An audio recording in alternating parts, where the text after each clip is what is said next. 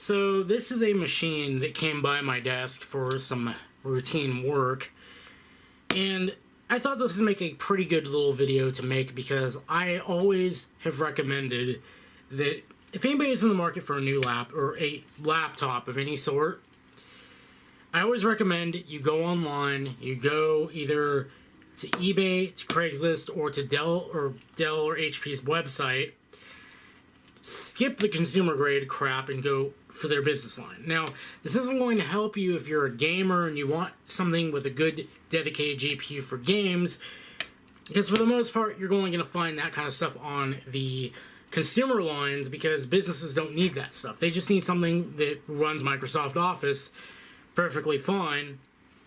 And even if you go up to like a Dell Precision that has a dedicated GPU, a good one, it's more or less meant for compute work, not gaming. So I wanted to go over this machine because this pretty much is the epitome of why I recommend people go business for basic needs. And you can actually find them cheap on eBay, on Craigslist. I have the luxury of living within striking distance of Silicon Valley.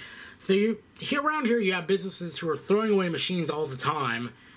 And by throwing away, I mean just putting them on Craigslist for dirt cheap.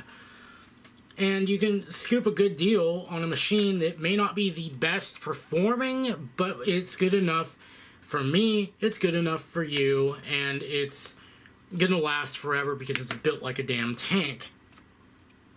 So what is this? This is an Acer Aspire M5 from 2014, and I'm gonna guess it was bought from Walmart or Best Buy, something like that, and I'm gonna guess the MSRP was probably a little under $1,000. So what did you get for that? Well, you got this 15-inch juggernaut of a computer that it really is not anything but, and you have a screen here that is glass and touch,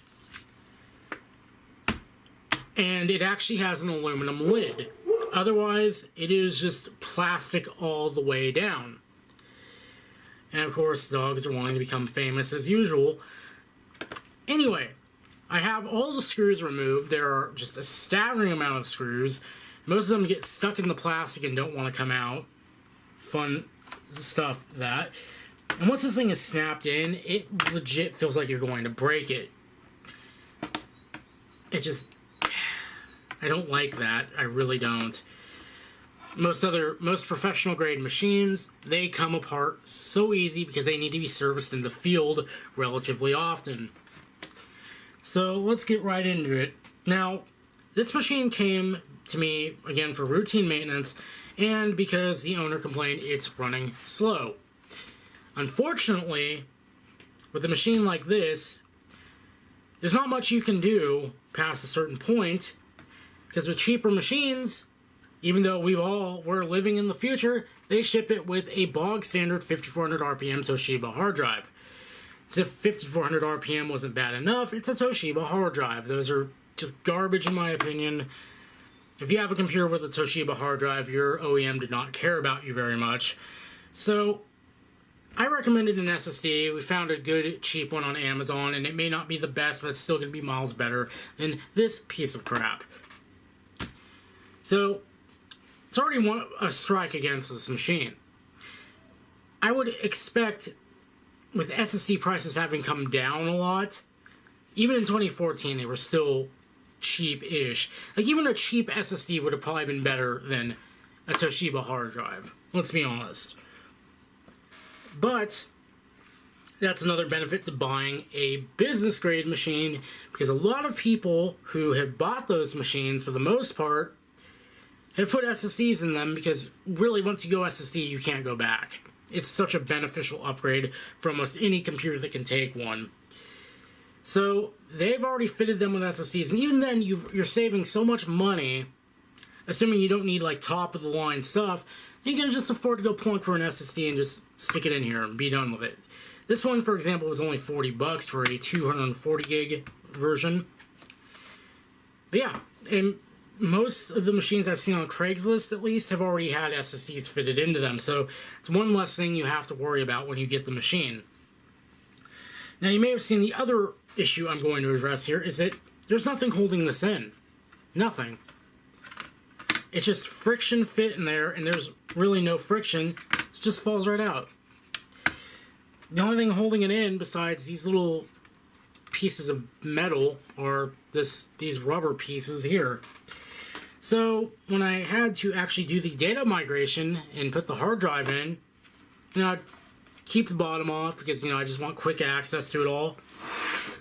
Go to turn it over and, well, the SSD is lighter, but, boop, there's your SSD. Just flew right out. So that to me just, what were they even thinking when they did this? And you probably guessed it, the battery is held in the exact same way. As you can see, nothing holding it on the sides, but Acer felt blessed enough to give us one screw to hold the damn battery in. And then there's your battery. Some may say, well, that's awesome. That's easier for repair. I will agree, but I really feel like even 2 more fasteners on the sides here would have been a good thing for the battery, because I don't like how it just flexes all the time. Let's see, is there actually anything on the bottom holding it in? Not really. I don't see any raised parts to really contact the battery and hold it in. So let's go ahead and just flip that out of the way for a second. We can look at the trackpad. This is and as you can see, this chassis has some nasty flex to it when the bottom pan is in place. Like, it's just, there's not much to it. But as you can see, just look at that. That whole bit is flexing. All of this is flexing. And the only fasteners holding this thing in are these 2 here, and there's another one probably under here somewhere, and one up here, and this plastic does not feel good at all. And in fact, I would almost wager money that this is going to break at some point. These little plastic strips.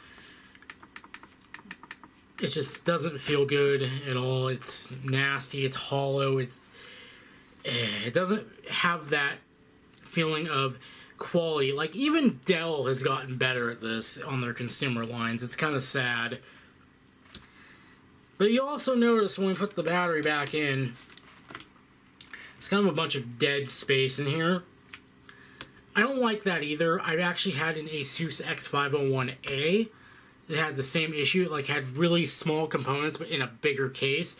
And it just contributes to it feels hollow and cheap feeling.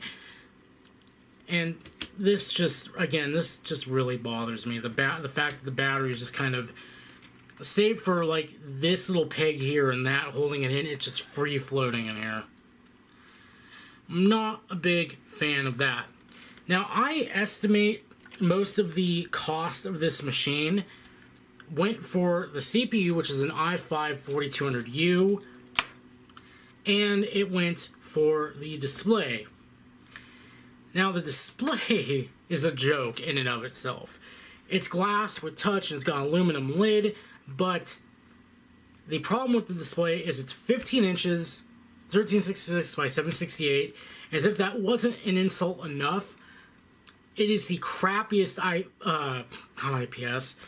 If it's IPS, I will be impressed with how crappy it is, but it is the crappiest TN panel I've ever seen in my life. If you even go a little bit off axis, it looks terrible. So, yeah, let's show off that chassis flex, why don't we?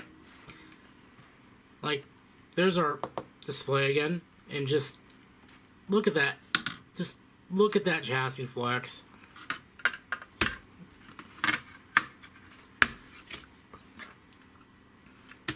I really feel like this machine would feel a little bit better if it had more security. At least a little bit better. It feels like hollow junk, either way you put it. If this machine were under $500, I would maybe consider it being an alright deal.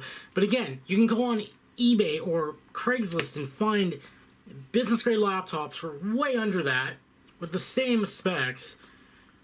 Well, not same, equal, but it'll be good enough for basics, which this is what this was bought for, basics.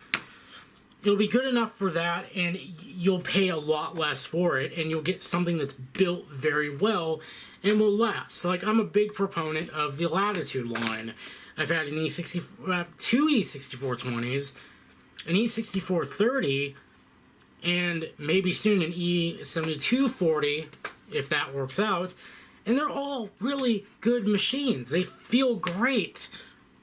And even Dell has figured out their plastic lines. They don't feel this cheap. Like, I've used one in the store, and it doesn't feel this bad.